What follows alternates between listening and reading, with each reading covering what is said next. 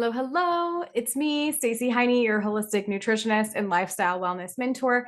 And I am here live from my treadmill yet again for another episode of the Urban Pharmacy Podcast. And today's guest is Dr. Frank Sabatino, a very overqualified man who has been practicing healing people and inspiring for over 40 years on the benefits of a plant-based lifestyle, including whole food plant nutrition without added salt, oil, or sugar, health rejuvenation, stress management, therapeutic fasting, and detoxification. Dr. Sabatino is a chiropractic physician and also holds a Ph.D. in cell biology and neuroendocrinology. And he has been teaching people extensive work on calorie restriction, stress and aging, and has published so many scientific papers and has been part of television programs, podcast summits, has written books, and he is just a prestigious man who is so incredibly wise, that holds so much knowledge. And this episode is going to blow your mind. It's all about food addiction. This is something that I find completely fascinating. And I know the field of food addiction is growing and growing and growing.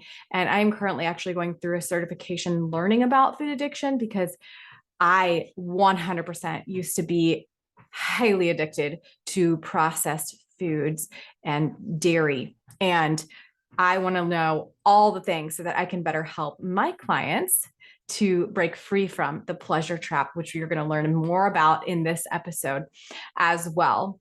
If you want to contact Dr. Frank Sabatino to potentially go through one of his water fasts or work with him one-on-one, you can absolutely go down in the show notes to get connected with him and to also read more about his history and all of the things that he has done in his life so far to help people with hormones and stress management and addiction and epigenetics and the impact that plant nutrition can make on the gut microbiome, healthy aging and healthy weight loss and more. And really, he is so very good at water only fasting. That's really what he specializes in. So absolutely contact Dr. Sabatino if you think that he can help you. And I really, truly hope that you enjoy this episode. And speaking of that, I just want to remind you that every single time you listen to the Urban Pharmacy podcast or you're watching it on YouTube, it helps my brand and me to get this message of wellness out. And I cannot appreciate any support that you can give anymore, because what it does when you support my channel, when you support this show, is to help potentially fund the cost, the time, the energy, and the effort that goes into doing these interviews, for all of the equipment and the cost of editors and everything that needs to happen in order to get this out into the world. And every single time that you share, you like, you subscribe, you purchase a clean beauty product from me, or you join my monthly membership, Holistic Mama Society, or support me in any capacity, it really makes a difference. And I can't thank you enough. So if you enjoy the Urban Pharmacy podcast and you know that this message could benefit other people, please share it and please spread the word of better living so that we can all live the best lives that we want to. That is what I'm here for. I'm here to help you level up, to help you feel well in your body again, and to help you live out your life in the biggest and the best way so you can make the impact that you want. And I really just appreciate you, and all of your support matters so very much. So thanks again. And I hope that you love this episode with Dr. Frank Sabatino. We talk about food addiction, we talk about water fasting, and a little bit of everything in between. Please leave a review if you love it. And here's Frank. Dr. Frank Sabatino, thank you so much for being here on the Urban Pharmacy podcast. My pleasure. Thank you for inviting me. Well, I found you through Chef AJ, and it has been several years that I have been listening to your work and your healings of all the people. And I just really resonate with the way that you teach. I feel like you really meet people where they are and have a really kind way of helping people understand how to heal. So I really wanted to ask you today specifically about a few things. We're going to cover some food addiction and we're going to cover water fasting. But Okay. I fielded questions from clients and followers. But before we do that, Dr. Sabatino, I would love to know your path to how you got to the work that you're doing now, where it all started, why you wanted to become a doctor, a healer, and I want to know a little bit about your story. Yeah, sure. Going back, when I grew up as a child in New York City, grew up in the Bronx in New York, and I grew up in a typical Italian household. And as a child, I had some health issues that were kind of like colitis-like problems with my bowel and all of this. And growing up in New York, my family tried to take me to the best people that they knew, and everybody thinks of New York as having great physicians and doctors, and they do.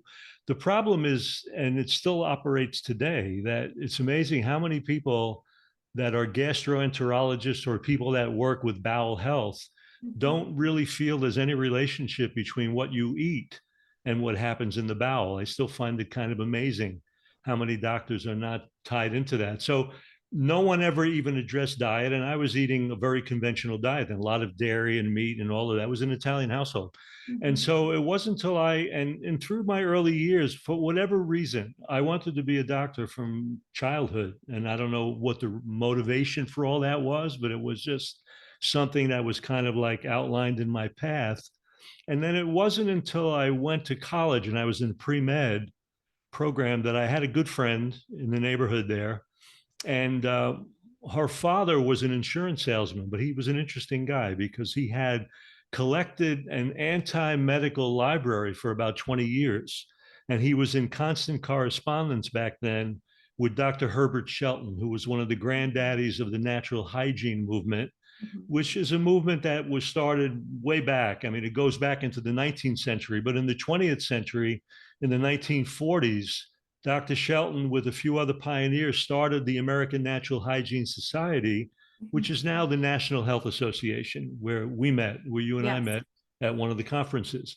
So what the bottom line there is that so whenever I would go visit him, he knew I was going to be involved in medicine, so he would attack me at every turn. And I began to read my way through his library, and it was in my late teenage years where I started to eat more plant exclusive and all of that, and all of the bowel issues really healed.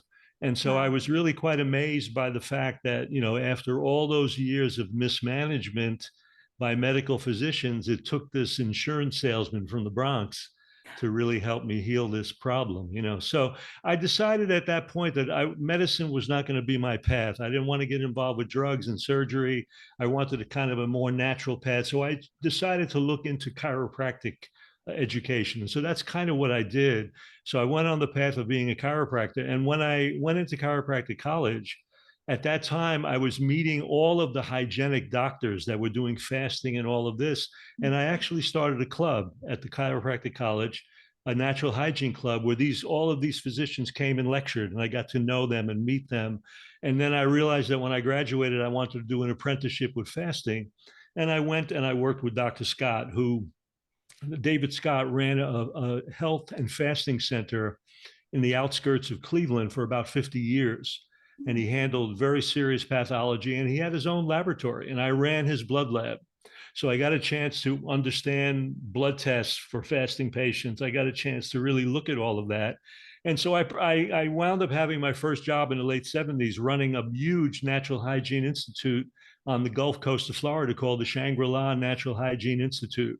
We had 110 people a week. I was fasting 50 to 60 people a week in my late 20s, and it was really seriously ill people. Well, to make the story short, when I left there, I decided I wanted to do more research. I went back to medical school, got a Ph.D. from Emory University School of Medicine, taught on the Faculty of Medicine at the University of Texas, did a lot of the pioneering work on calorie restriction and aging, which is now all the stuff on intermittent fasting. It came from a lot of that research. And I just continued on that path of really working with hygiene and, the natural approach is fasting people, feeding them, turning people on to plant exclusive living. And so I've been a plant exclusive doc for over 45 years. So that's a long time. And I've been and probably have fasted more than 10,000 people in that time too. So, all of that time. And so now I'm doing weekly retreats. I do them once a month where you can either do fasting, you can do juicing, you can do SOS free, plant exclusive eating. And we do it right on the ocean in Deerfield. But the path really started in my teenage years with my own health issues, and then just kind of incorporating this over time and meeting all the docs and, gathering more and more experience. So yeah, it's been an interesting journey because I wound up going through both chiropractic and medicine both to bring this all together still for people that, are trying to do this and learn about it. So that's kind of a short story of the path. Wow. Well, that's powerful. I mean, you have a deep why, like you healed yourself, like through lifestyle change and I did. decided, yeah, I mean, this is incredible. You There got was to, a period. There was a period when I had traveled to Europe. I was about 1971. I was 20, going on 21, and I got deathly ill. And the point is that when I came back from this trip, I lost about 40 pounds in a week. oh my gosh. I was fading away. There was some major infection. Something was going on. I wasn't even sure. And of course, I wasn't a doctor at that point. I was just a layperson. And so I was full of fear, like anybody would be. But I had read some of the stuff with Shelton's work through Louis, the guy that turned me onto it. And I decided to fast in my mother's apartment in the Bronx. And I did about a 10-day fast. And it really saved my life. And I didn't know what I was doing. I had nobody to counsel with. I just went in the bedroom and stopped eating. And in a few days, I gained a few pounds because I was dehydrating to death for whatever the reason is. And so that was kind of a jumpstart to realizing that, yeah, this allows the body to heal. It allows the body to do the things that it needs to do. So I look at it this way. I haven't healed anybody in 45 years, but what I've done is I've really kind of educated people on what are the biological requirements that support healing. And if you bring that into your life, healing will follow because the body's always trying to heal. It's always trying to renew cells. It's always trying to heal tissue and heal growth and deal with problems that are going on. The problem is most of the time we get in the way or we add more toxicity and more problems to it. And so we create more, outcomes of heart disease and cancer and all of that. But the body's always on the job trying to heal. Healing is a natural process that never stops. It just requires us to support it to the best of our ability. Yeah. I know somebody personally who you have, well, you say you haven't healed, but you've educated enough and they actually have done a water fast with you and have, she's been on the podcast and she talked about you. It's Angela Fischetti. Yeah, And Angela's a super lady. She's she's great. a super woman. And she told her story about healing and all of the things that she's gone through and what water fasting did for her and switching to this SOS free lifestyle, what that did for her. And it's just really, really powerful. And I personally, like my husband and we've never fasted. We've only done juice fasting, but Okay. we're going to talk more about like this SOS free lifestyle and what that's done for us. This is the way that I teach now as a nutritionist.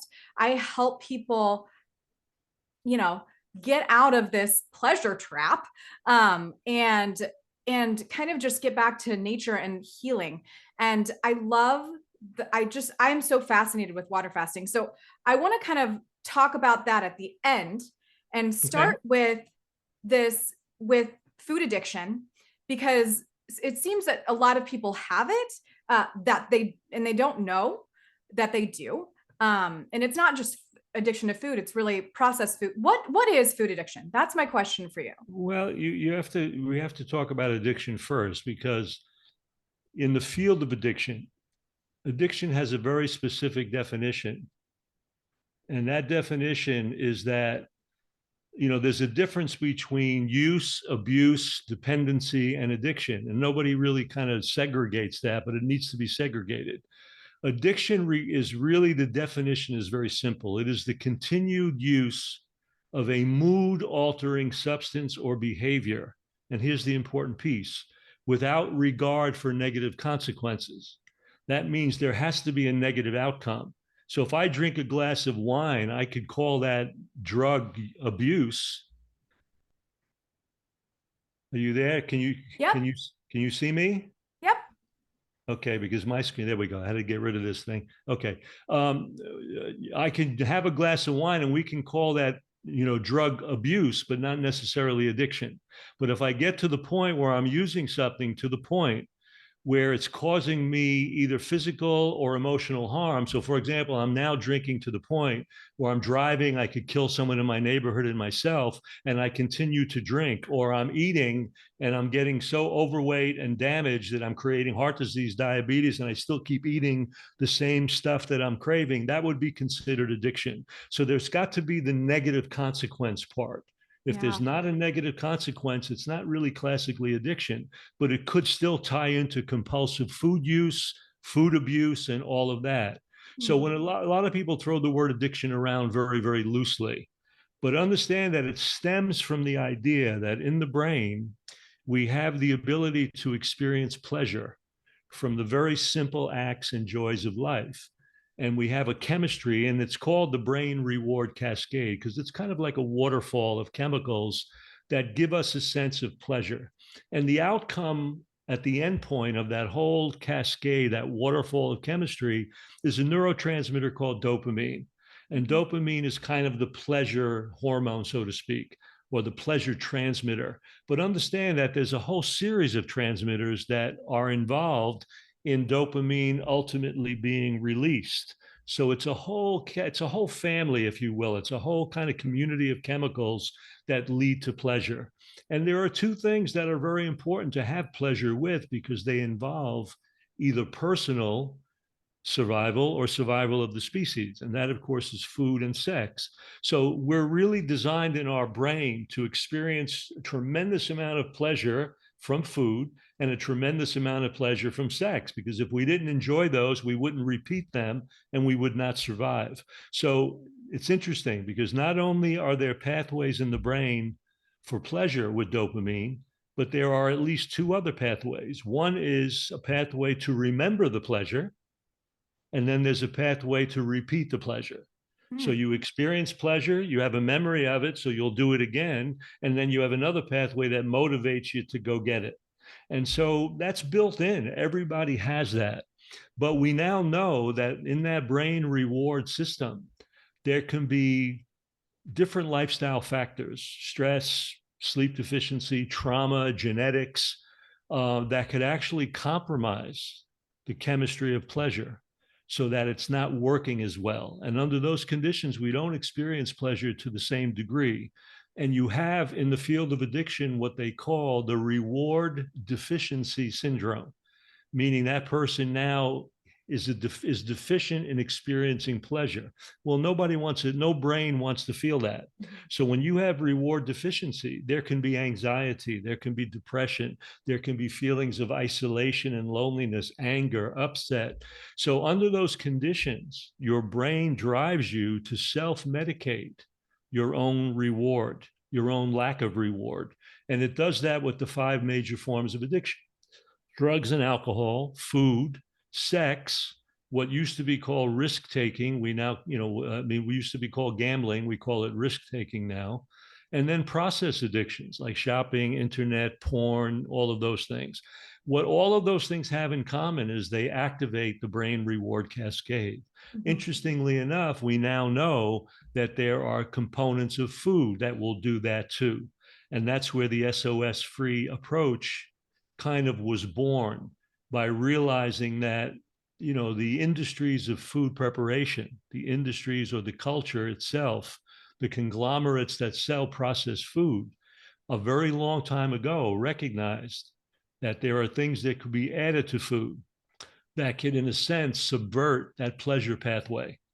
And Goldhammer and his people call it the pleasure trap. That's being very kind. I call it a pleasure prison. It's not really a trap. Horrible. It's really a prison. Yeah. And back in the 1950s, 60s, the big food processing companies, Kraft, General Mills, and all of that, they were starting to produce a lot of packaged products and processed foods. And they said, you know what? What can we do to get people to really buy this? Because we want to sell this in large amounts. We want to make a lot of money with this. So they hired a group of people that were called psychophysicists. This guy, Howard Moskowitz, was a very famous one back in the 60s, 70s. I forget exactly the years, but it was around that time. And what they discovered was if they add a certain amount of salt, oil, and sugar, and then add one more piece to that, crunchiness, which creates a certain kind of umami, they were able to create what they called the bliss point. And the bliss point was the foundation for the early studies that were done on trying to get people to buy junk food. And what happens with the bliss point is it's just that it's that Goldilocks point in the brain where the person experiences the maximum amount of pleasure from that combination of food additives. Mm-hmm. And they literally called it the bliss point. They didn't even know about the brain reward cascade back then, but they knew it created a certain degree of pleasure and bliss in people buying it. And once they experience that, they will do it again because the body has a memory of it and will be motivated to spend their money to do it again and again and again. What they didn't realize, however, was that by adding those things, they were going to produce an epidemic of obesity and heart disease. They didn't know that back then, but that's what happened. Right. So the bliss point is the foundation for the additives in food that create and lock that person into seeking that pleasure. So that if I take that away, there's going to be a period of withdrawal where the brain is readjusting to creating its own level of reward and pleasure. And that's why once you get people addicted to these ultra super palatable foods and have a lot of salt, oil, sugar, and crunchiness, you're really locking them in for life. You're creating someone who's going to really want to buy those products for a very long time. Mm-hmm. So the idea of breaking the connection to that in a way is where the SOS free approach really started, because you can't have a little bit of those things. It reinstates the problem. Mm-hmm. So you do have to almost have an abstinence kind of withdrawal from that. And so the SOS free approach does that. So when people come to my center or they go to True North or whatever, they're exposed to an eating plan that's SOS free. And it allows them to break that connection, allows you to break out of that prison. And hopefully, especially using fresh fruit for your sweet and getting rid of the refined sugars and so on, you'll start eventually to establish a bliss point based on eating natural food. So that you get to that point where you're looking forward to lettuce or a salad and you're looking forward to that mango or that, so all of that starts to shift in the brain. But it's very intriguing because it's very difficult to shift it when you're still eating salt, oil, and sugar. So that's kind of the background for the actual reward system in the brain, mm-hmm. how the body establishes addiction with the 5 major forms of addiction. The thing that makes food difficult is that you really don't have to shoot heroin, but you got to eat several times a day. So you're confronting that monkey meal in and meal out. And we associate so many things with food other than just food satisfaction. We associate it with emotional comfort. We associate it with, a sense of comfort and ease. For many of us, we eat under emotional stress. We eat under all kinds of reasons. So, mm-hmm. Food has an interesting relationship in our lives, in our bodies, and in our brains because it's so tied into survival.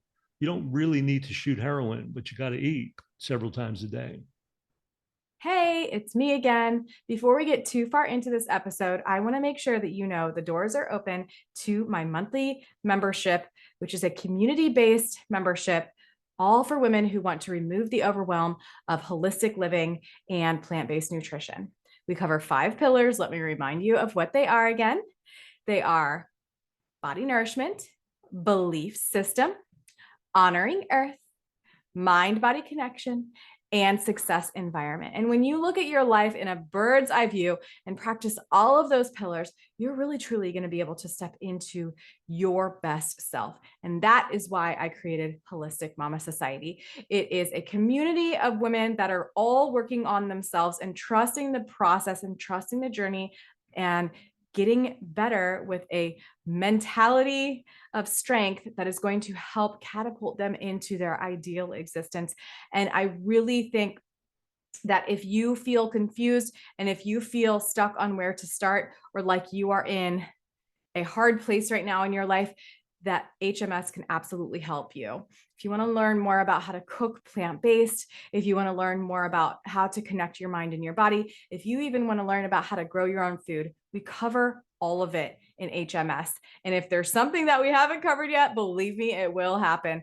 You will have access to a website that is full of over 75 whole food, plant-based, salt, oil, and sugar-free recipes so that you can break free from processed food addiction and feel better in your body.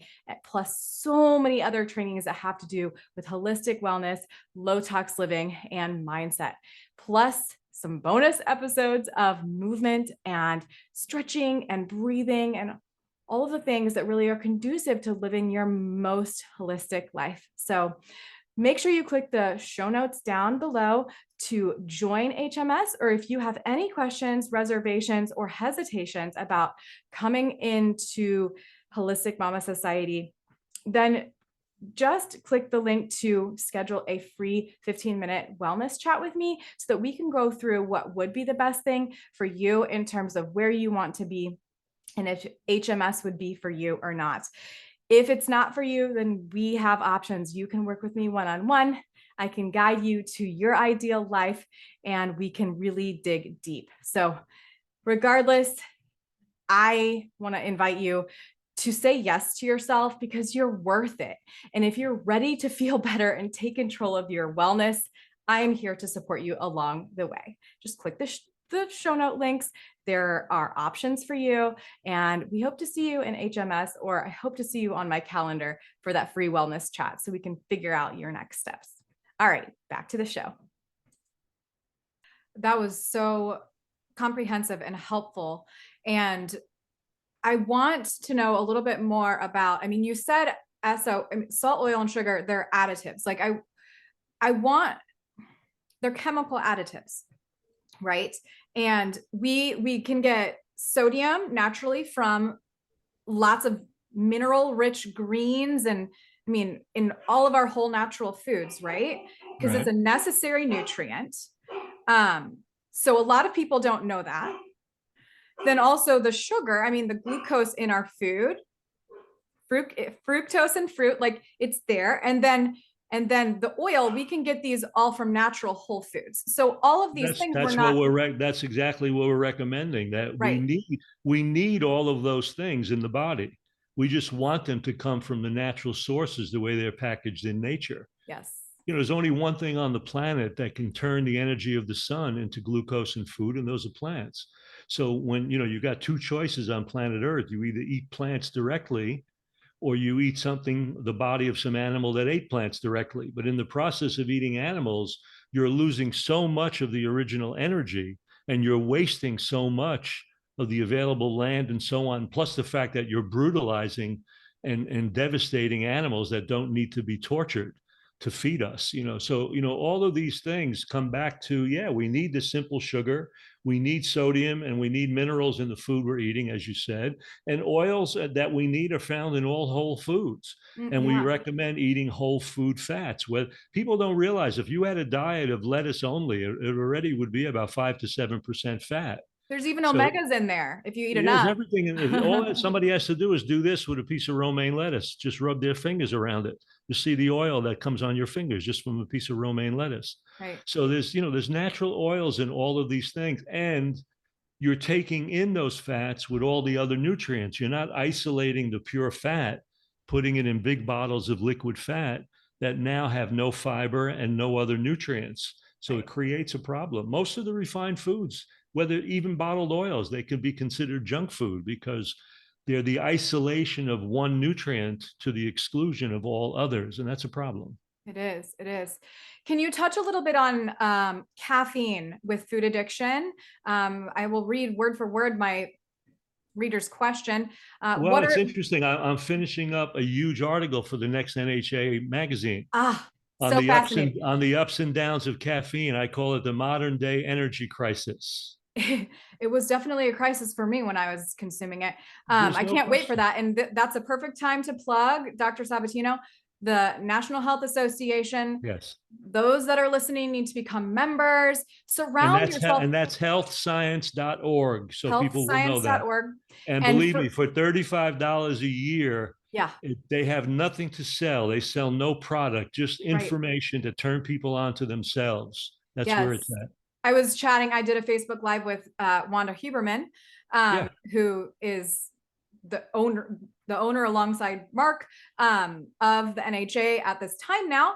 And I was actually, I was telling the audience that this is the only non-industry funded nutrition, you know, membership, nutrition community that I know of. It's the Truly. oldest in the world. Yeah. It's the oldest vegan, plant exclusive organization promoting natural health in the world. And this year is the 75th anniversary. It's amazing.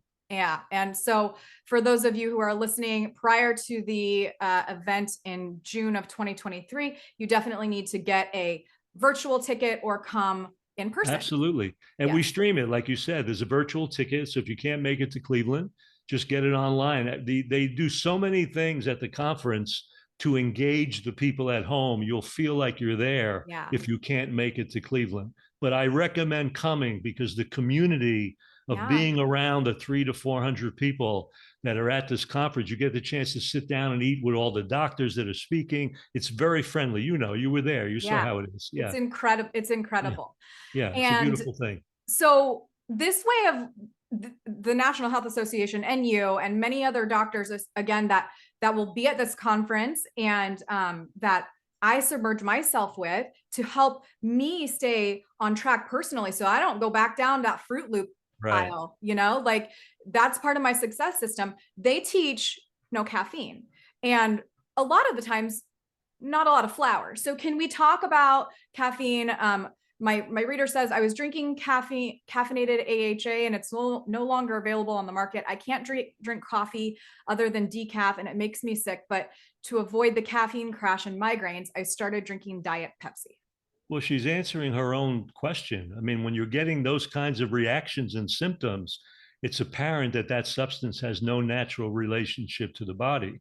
When you eat broccoli and you stop eating broccoli, you don't get a migraine headache. You understand what I'm saying? Yeah, you do coffee. So you have to look at the reaction to what that is. Caffeine is the most socially accepted psychoactive drug on planet Earth. Yeah. Second to water, it is the most, and the major delivery system is coffee. And second to water, coffee is the most consumed liquid on planet Earth. There are 2 billion cups of coffee consumed a day in the world. 2 billion.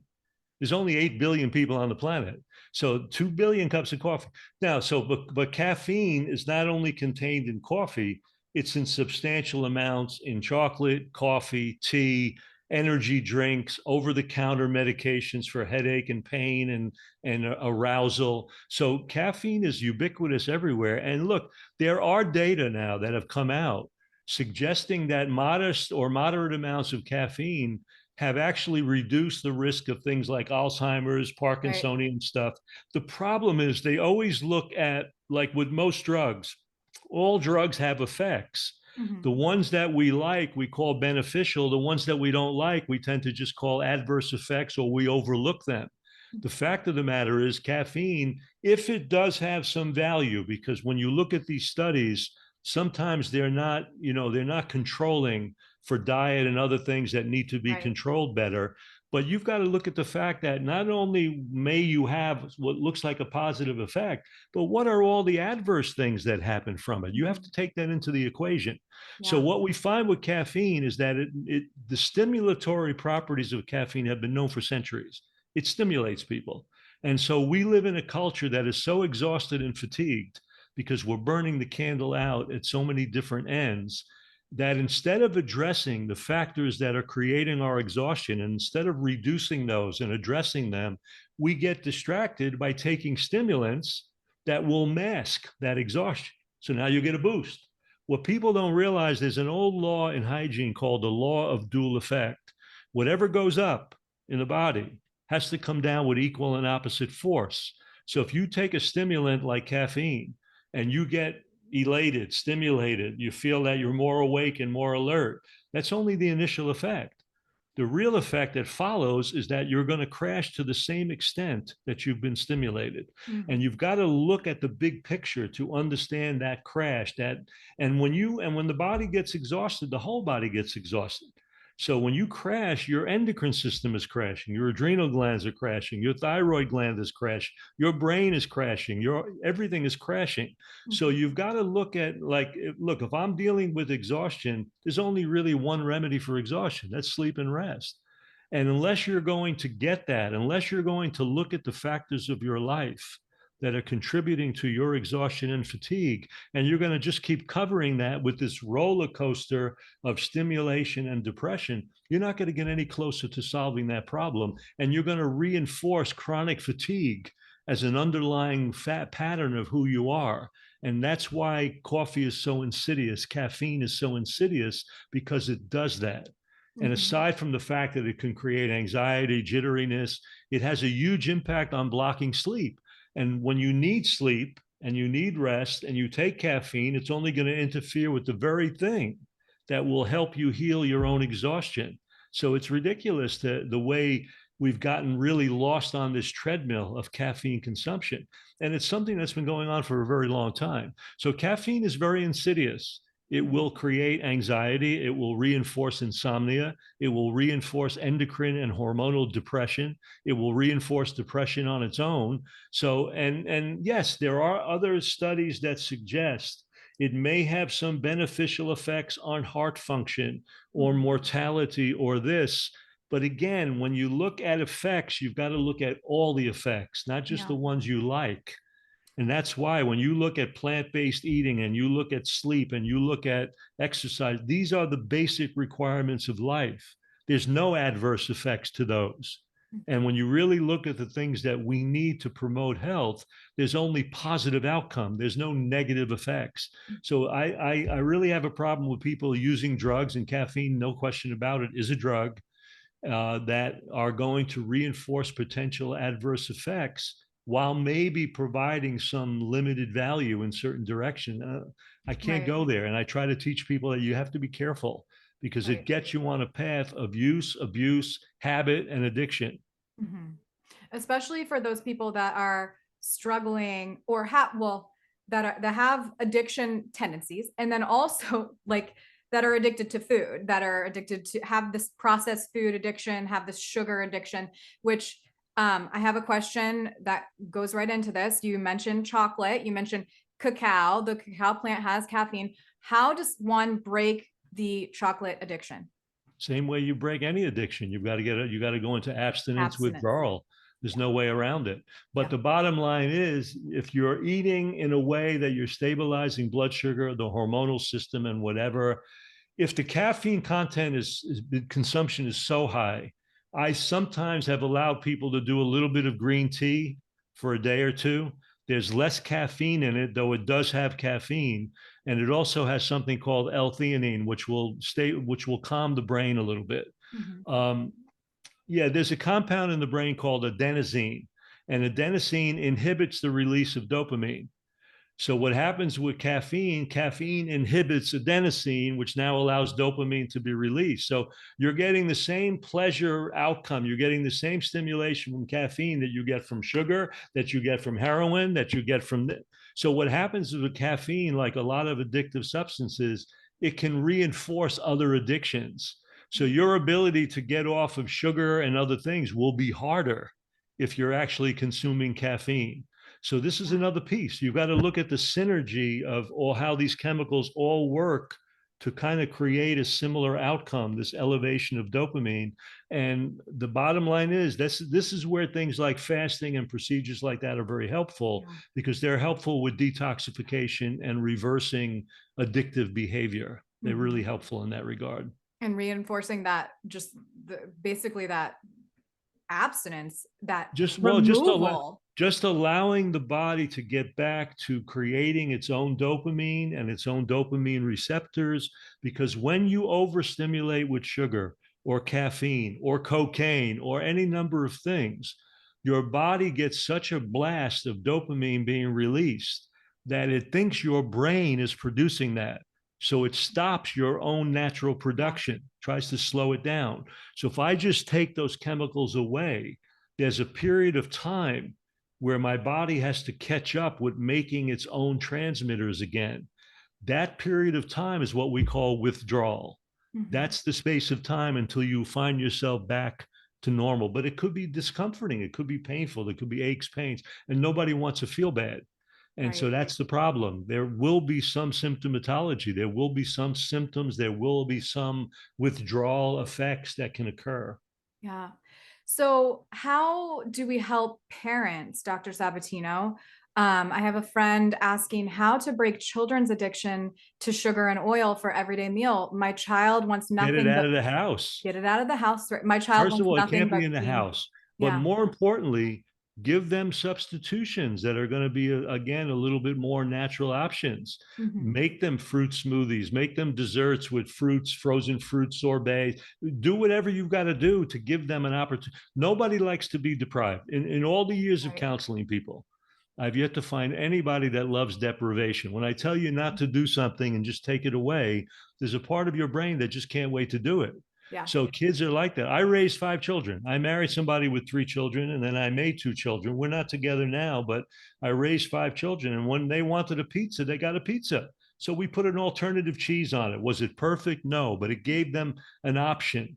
And then nobody felt deprived. So the way you do that is that you create, and now there's even more substitute products than there ever was. So you can start giving them more natural things. There's so many recipes now that can be made that will satisfy their craving and their hunger while you back off that stuff. And with children, you've got to get refined sugar out of their system. Yeah. Absolutely. Yes, absolutely.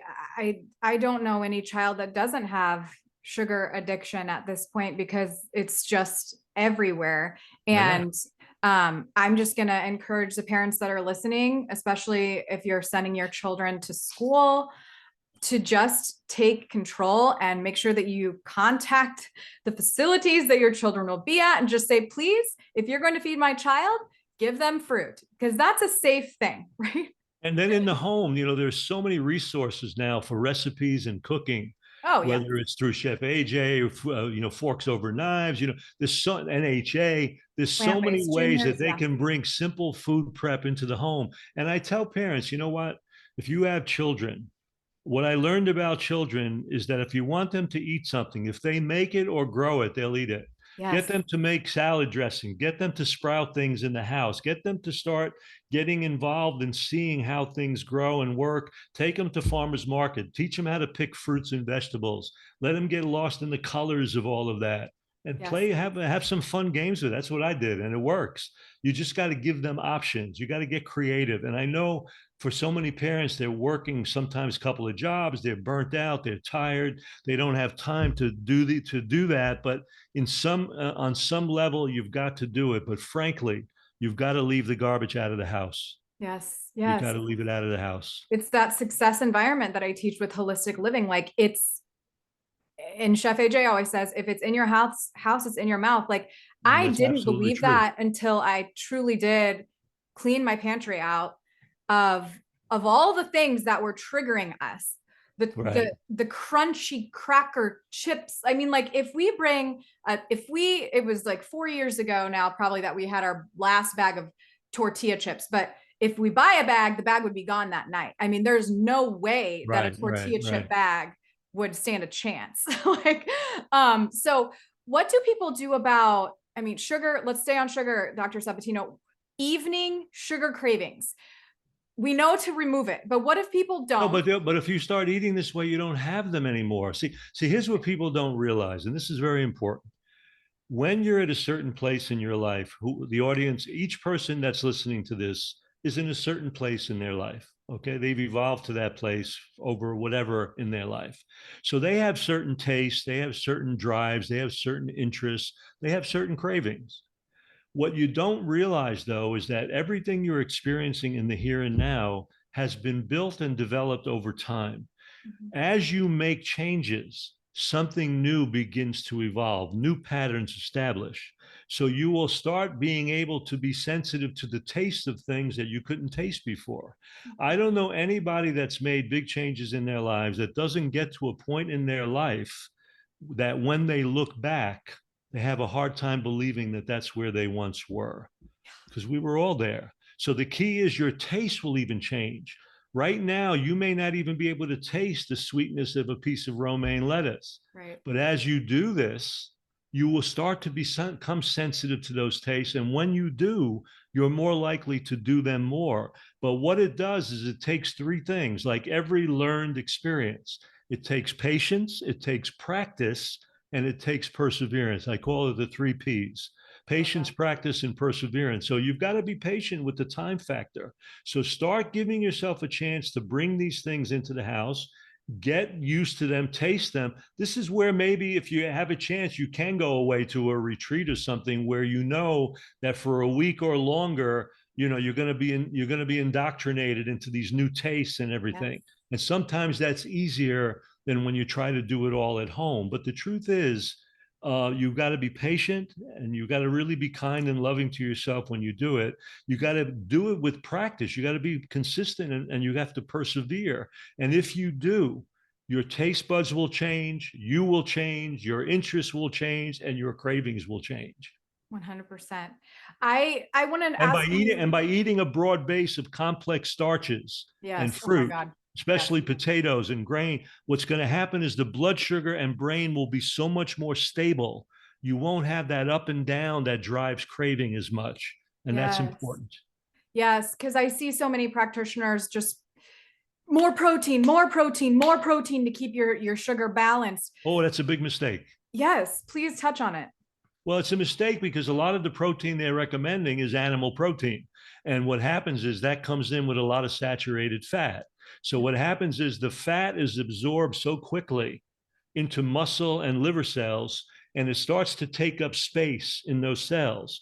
But those cells are where we store sugar for energy. So when you're eating carbohydrates, plants, and fruits, the glucose that gets into your blood you use, but whatever you don't use, the body will store as a form of starch called glycogen. It'll put that in muscle and liver, but it has to have space in those cells for that. So when you're eating these high protein fatty foods, there's no place for that sugar to enter. So when insulin is released from the pancreas to regulate blood sugar, the body sends a signal to block insulin's work. Yes. So you create insulin resistance. The body's resistant to insulin. Now sugar can't enter your cells. Sugar levels rise. Your cells become starved for sugar. And guess what? When your cells are starved for sugar, you're going to crave sugar. Yes. So many of the people with sugar craving have this underlying insulin resistance that's being fostered by the saturated fat and refined fats and the junk food and animal products that they're eating. They need to break away from those foods and load the system with carbohydrate. Yes. The solution to diabetes has always been eating plant carbs, not eating more animal protein. But yet, that's what they've been told. You got a sugar problem, can't eat anything with sugar, stay away from fruits and vegetables, load up on animal protein and fat, and it's a huge, huge, huge mistake. If our audience gets just that one piece, it'll be worth their afternoon today. Absolutely. So how do people talk to their friends and family about lifestyle change that they want to make, Dr. Sabatino? How do they explain They it? don't talk about it, demonstrate it. Nobody cares what you say. Most of the time, if they're locked into their own patterns, they're going to be resistant to what you say. The best you can do is demonstrate by your example. When you see the doctors at the NHA, they got a big time message. But if you actually ask the audience when they're done, what did the doctor really talk about? I'm going to give you a quiz and a test. They probably don't remember a lot of that, but what they remember is that they're impressed by somebody walking the talk. They could see that they're living a certain way. They have a certain vitality and energy and all of that. And that's what you want. And so you're going to demo a lot more by your example than you are. But you can there are ways to talk very gently and respect what people are trying to do. And that's why I tell them you got to come from a place of love when you do that, because sometimes you get so fired up that you're almost got like a preacher energy and you're coming at people so hard and coarse. and it's turning them off. Because when all is said and done, eating plant exclusive is a lifestyle of love. It's a loving principle.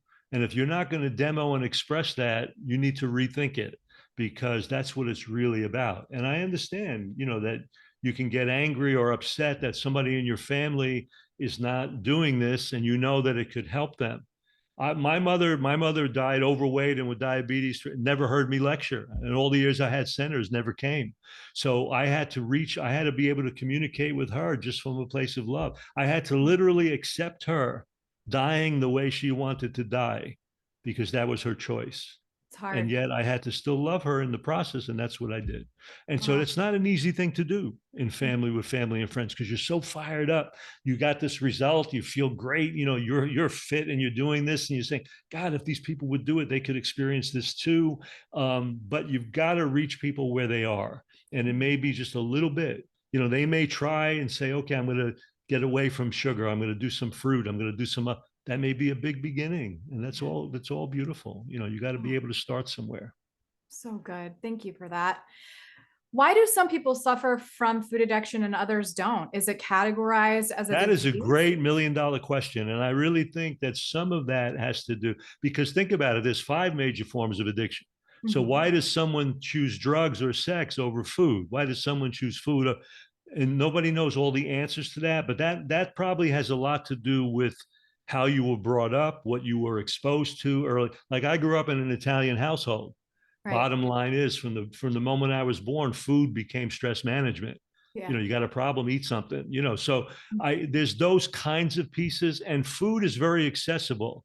It doesn't talk back. You can put it, you can eat it quietly, or you can even, it's the one addiction you can do while you're out with people, and it's okay. Yeah. Well, alcohol is kind of that way too, but you get to a point where you can get really sloppy with alcohol. But think Right. about it.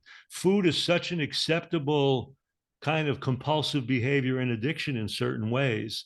And so, yeah, so that's a great question. Nobody has the answer to that question, why Oh. somebody chooses this over that. But my feeling is, how you have really created well-being in your life probably is what leads to that. So if you've done it with food and you've created some feeling of physical calm and emotional calm and maybe even spiritual calm by using food, food will probably be your choice. If you've done that with other drugs, you probably vacillate to drugs. And so many times you got multiple addictions. You're doing this and that, and you got multiple things going on. But the key to it is, how do you reestablish brain reward naturally? How can you deal not only with the physical part of that, but what are the emotional and spiritual components of your addiction? And this is where people don't kind of do the whole thing, because the constellation of addiction involves all of those pieces. It involves an emotional piece, and the emotional piece is isolation. It involves, and that's also true, or what we'll call the emotional piece, we'll call it denial. That's one of the hallmarks of addiction. You deny negative consequence. Oh, I don't drink. Mhm. I'm not an alcoholic. I don't have a food addiction. I just like this. I don't have an addiction. So you deny it. There's a denial. And then the spiritual part of that really becomes isolation, a self-centeredness. If you think about people with pain, a disease, and addiction, they are really become self-centered. The whole world becomes you and your problem. It becomes your. So what happens in spirituality, to make it very simple without getting religious, spirituality just means having concerns for something outside yourself, Mhm. people, animals, the environment, whatever. And a lot of times people with addictions don't realize the impact that they're having on people that love them around them. And that's why one of the several of the steps of the 12-step program is making amends, Mhm. telling people that I'm sorry if I affected your life or if I affected or hurt you in any way. And so that's part of recovery, breaking out of that self-centeredness and also getting past the denial. That all has to happen. And that's where meetings and things have been helpful sometimes for people, because in a meeting now, you're hearing other people's stories. You're realizing there's a community. It's not you isolated alone. And then you realize that there's something outside of you, something bigger than yourself. And that can be even the power of your own body. It doesn't have to be God. It doesn't have to be a religious concept. but it is surrendering to some power that's bigger than just your sense of isolation and self-centeredness. So all of that has value in the treatment and care of addiction. Thank you. Here's another question. How to manage food addiction when you look at foods that tempt you and buy them for your children? Well, you shouldn't be buying them for your children. That's the whole point. We're trying to keep them out of the house. Yeah, if you have a problem with an addictive substance and you have it in the house and you're buying it, of course it's going to tempt you because you're not there yet. Remember, the new choices that you want to have to be given a chance to weave their way into your behavior. If you think about your brain and nervous system as a tapestry, a beautiful painting or a tapestry, it's really woven over time by all the choices that you've made. And so the ones that you've made repeatedly have etched their way. They actually created pathways. So now you say, you know what, I want to do something different, but these old pathways are there. So you got to give the new choice an opportunity to kind of weave its way into that tapestry. Yeah. And if you go back to eating the old stuff, it doesn't have an opportunity. That's why people talk about abstinence. Do I believe everyone needs to be abstinent? Not really, but look, if I have a heroin addict, I can't tell you, you know what? I want you to shoot up a $3 bag rather than a $5 bag. It's less heroin, but it's going to reinstate the problem. So what's the point? You're not going to get there. So that's why for the period of time that you're trying to create a new pattern, you need to separate from the things that were pulling you before. So you can't even buy it, have it in the house for your children, because the likelihood is you're not there yet. That new set of choices has not become you yet. It needs an opportunity to become you. And once it does, you'll be able to look at that stuff. And you may still have a little bit of craving, but look, you don't have to lose all craving to be successful. Mhm. People that stop smoking, they may still have a little craving comes up for a cigarette, but they're able to move past it. So don't beat yourself up because there's still some craving for certain things, but understand that there is a time factor for new choices to become part of you. And you got to give it that time. So good. Okay. I know you're going to, I know what the answer is, but I want to honor this person's question because it's a Yeah, really sure. long, it's a really long one. Oh, But I'm going to make it super short and just ask, what do you do when a dietitian is saying that a 21-month-old needs to eat butter because she needs fat? change the dietitian. Change the dietitian. That's exactly. Find a healthier nutrition and pediatrician. Oh. No baby needs to eat animal fat. Actually, a 21-month-year-old baby still doesn't need any more than mother's milk Mhm, and mhm. maybe a little bit of supplemental food. The truth of the matter is the plant foods and all the fats. And look, there's no reason to not give that baby avocado. There's no reason not to give that baby those kinds of food. That'll all work. It's all good. You don't need to go into animal fat and butter. And even if they're addicted to processed food, which was the other part of the question, what do you do about a 21-month-old that's addicted to processed food? You need They to be won't put starve in themselves, you right? need to be put in jail if you got a 21-month-old baby that you've addicted to processed food. I mean, you got to look at how that happened. You Yeah, can't let that happen right. because here's the other reason. That baby has a flora that's growing. First of all, that baby should have been nursed at least a year without any question. Now that's the first inoculation program. Secretory IgA is the most important antibody in the human body, and it's loaded only in one place, mother's milk, when a baby's born. There's no other place to get it. And the baby has a natural flora that's now growing. So if you put junk food or processed food into the body of an infant, you are damaging the natural microbiota in that baby's gut. And I will guarantee you that baby will have a much greater chance for asthma, allergy, inflammatory diseases, and even addiction later in life. Mhm. So you've got to make an effort when babies are born to understand that they need good quality food. And if you have to get a little mini food processor to make fresh fruits and vegetables, but there's so many products now that you can feed these babies, and certainly you need to nurse them for an extended period. Yes. But yeah, and if you got already a baby that's addicted to those, you got to start pulling those products out and replacing them with the fruits and vegetables. I don't care how much they bitch. Yeah. Yeah. Yeah. I Look, mean, I raised a family of 5 kids. When it was dinner time, trust me, there was always something served that somebody was like, yeah.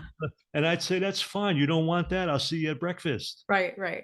Yeah. I have had several pediatric dietitians on, and they've all said that your child won't starve themselves. So I'm not a pediatrician, but I think that you got to remove that and, replace, and they will eventually. And parents allow themselves to be held hostage by their children. Right. I've seen people run out to buy junk food because the kid won't eat dinner. Right. That doesn't work. Homie, don't play that. What you need to do is, Yeah. we always put out a wide variety of incredible food on the table, incredible stuff, variety Mhm. of everything, fruits, fat, all kinds of beautiful stuff. If you can't find something in that to eat, and you're going to piss me off by trying to get into eating junk, I'm Right. going to tell you what I used to tell my kids. That's fine. You don't need to eat. I'll see Right. you at breakfast.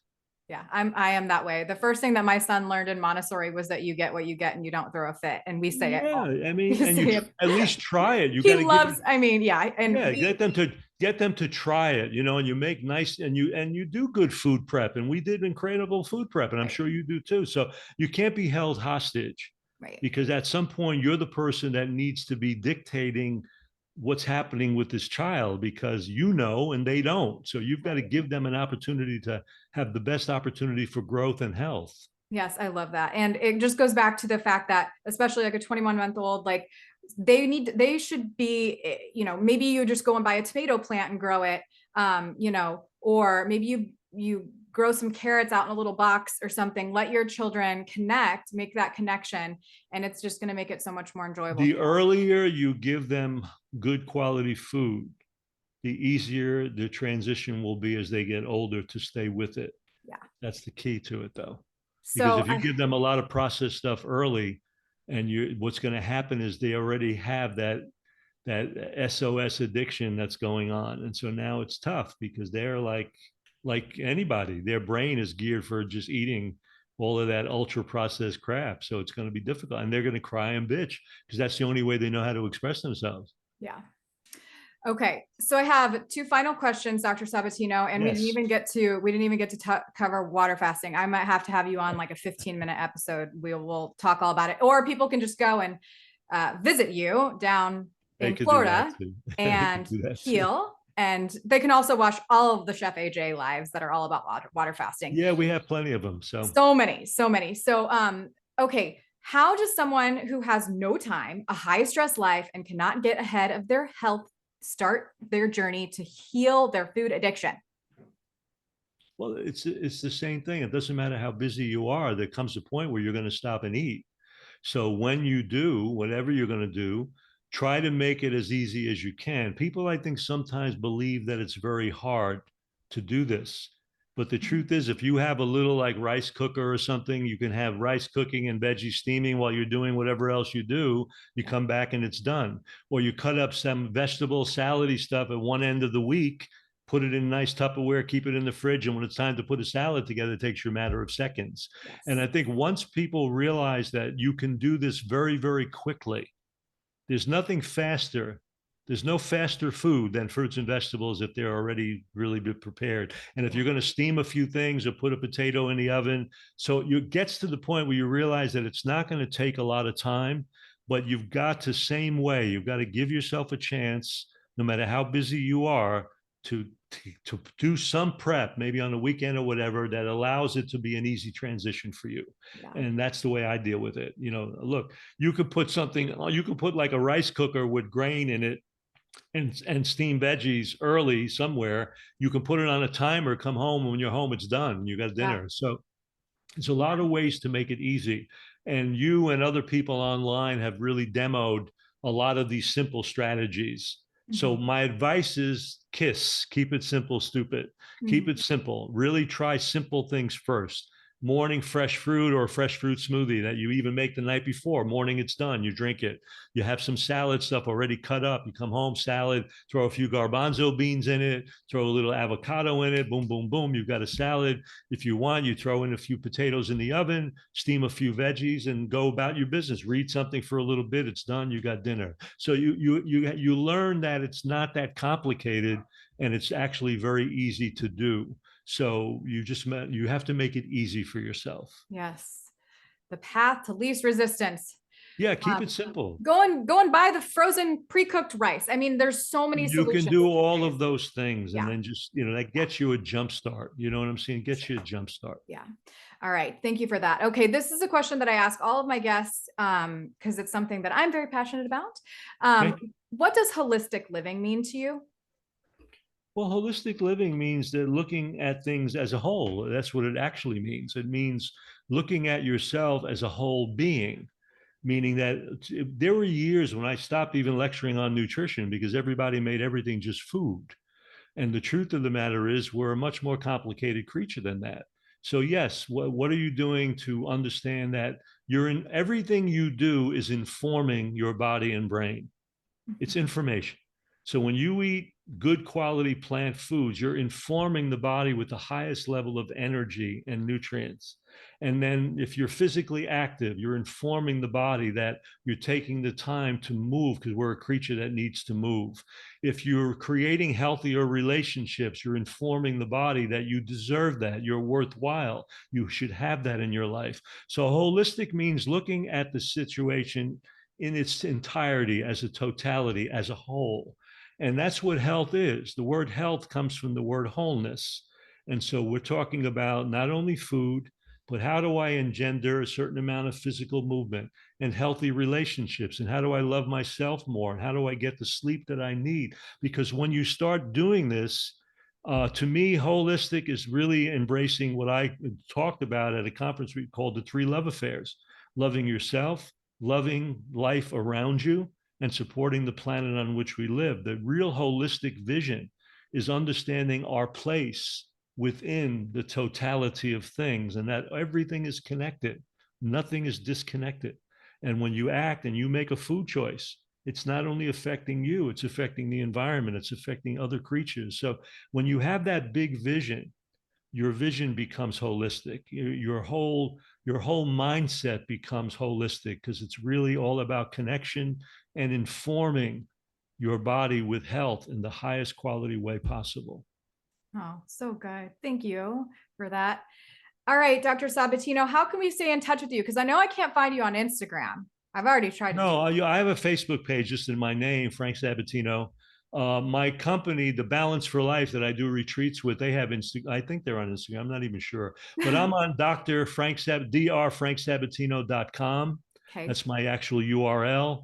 If someone wants to consult with me, I'm on the True North Health Service out with the Goldhammer people. That's drsabatino at truenorthhealth.com. And they can make appointments to do private consults if they want to do that. Otherwise, I'm Facebook, Frank Sabatino. I'm always posting this or that. They can friend me, they can do whatever they want, and then they'll see. I'm always posting different things about the retreats and all of that too. So, Wonderful. I feel like someday I'm gonna have to, I might and have like to you go did and see too, them. they could direct message me too. They could put me in Messenger too. So all of that works too. So, Perfect. Well, I had a leg up because we were in the bundle together and I was like, yes, hey, Frank. we were bundle buddies. Okay, so thank you so much for your time. I appreciate Casey, you guys. I thank know you that so much. everybody's going to love this episode, so really appreciate it. And I'll see you at the conference. You got it, kiddo. I'll see All you right, later. bye Bye bye. bye. Bye bye.